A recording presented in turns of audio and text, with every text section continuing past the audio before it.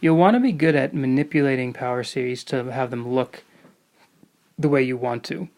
And usually that just is a matter of a little bit of algebra and rewriting things. So for instance, if we wanted to find a power series for h of x equals 1 over 2 minus x that's centered at x equals 1, what we want to think about is we want to think about turning this into something of the form a over 1 minus r, but we want our r to be an x minus 1. That's what we want to be there. So a little bit of guess and check might have you think, or might have you arrive at the fact that, first of all, we need a 1 here, so 1 minus something. Well, what would have to go in here that would have the center be 1, and then also it also would have it be reduced to 2 minus x.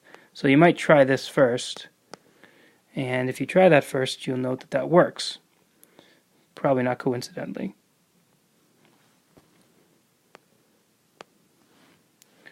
So again, that reduces, if you look at it closely, it reduces to 1 over 2 minus x, but I've expressed it as a power series in which the center is x minus 1.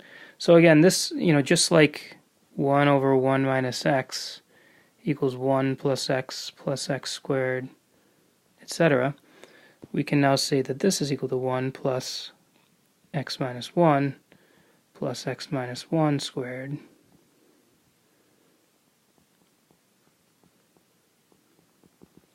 etc. So we're using the templates that we've come up with earlier in order to find new power series with different centers. To find one centered at x equals 0, that's a little trickier. So how might we do that? Well, again, I do need a 1. I need a 1 in this first spot here, so I'm just going to put 1 over 2 minus x. I need to rewrite that as something divided by 1 minus something in order to sort of use the geometric form that we've been using. Now to get a 1 there, there's a couple things you could do. You could divide the top and the bottom of this expression by 2, so this becomes a half, right? So again, I just divided by 2 everything.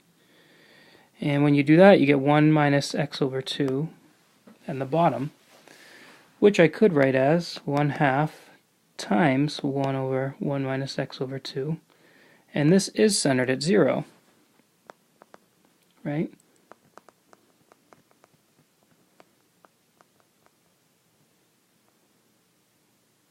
That is centered at 0. So I can apply the formula. That's 1/2 times 1 plus x over 2. So again, remember, my r value is always in this location here. Plus x over 2 quantity squared plus x over 2 cubed, etc.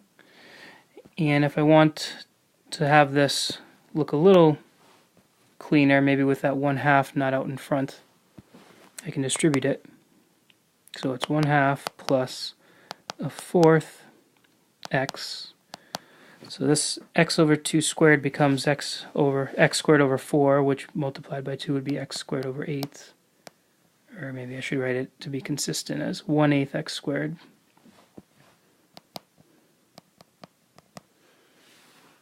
Plus, then we get x cubed over 16, etc. So the significance of this is the function 1 over 2 minus x. If we wanted to approximate that function near x equals 1, we would use this. We would use these guys. We'd use the partial sums or the polynomials associated with this series. If we wanted to approximate 1 over 2 minus x for values near 0, we'd want to use this guy. Or what I should say is the partial sums or the polynomials that go with this. All right, so you can approximate functions wherever you want as long as you can re-express them at the appropriate center. We're going to do some more problems that relate from this geometric identity we have here. Again, note that this equation up here, this infinite power series equated to the expression 1 over 1 minus x, is only true on this interval. But we can use that to come up with new ones. So 1 over 1 plus x, if I just view that as 1 over 1 minus negative x, I can think of this as the r value in my geometric. And that means I can rewrite this as, I can use the expression above. Instead of 1 plus x, it'd be 1 plus negative x squared plus negative x cubed, etc., which, if reduced, or simplified rather, would yield that. And because we didn't change the center, then this is still a valid, so again, this is still a valid, I really should have put 1 over 1 minus x equals that. This is a valid equation on the interval negative 1 to 1. So this equality holds for all x values in between negative 1 and 1, and it's meaningless for x values outside that range. Now that we have that, we can come up with even more. So for instance, x over 1 plus x, we can use what we already know, what we just discovered.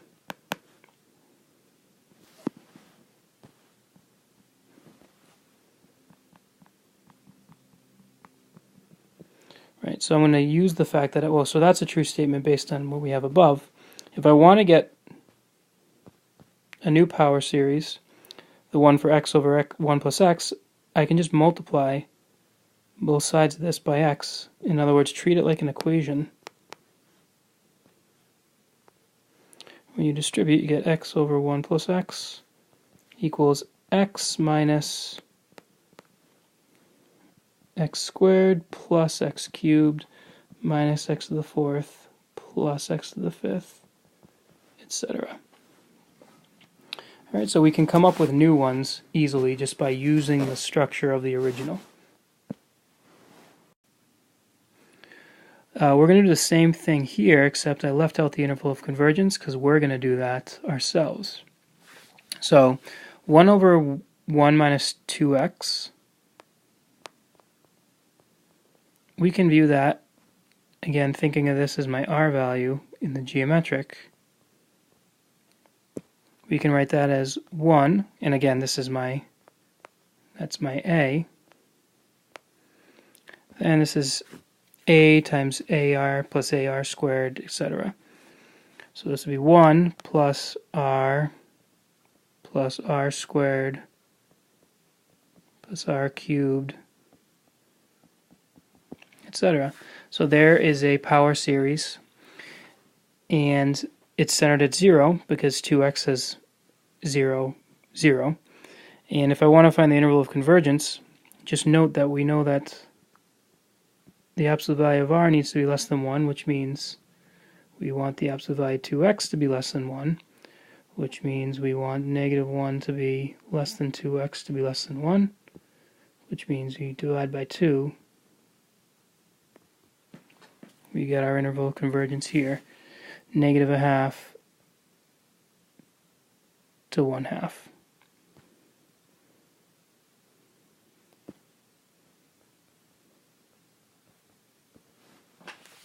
For 1 over x, we're going to have to re-express that again in this form. So we'll need it to write it as 1 over 1 minus something. And what could we add here to make it to make everything cancel and just yield an x? A little guess and check should get you to this. And so now we can apply again, utilizing the fact that this is like my r, and that's like my a in the geometric. I can write this as 1 plus 1 minus x plus 1 minus x squared, etc. And since we know that it converges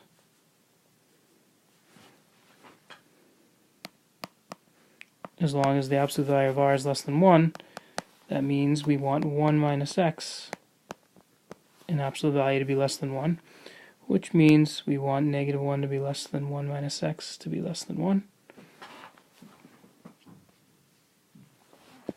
which means if we subtract 1 from both sides, we need this, and multiply through by negative gives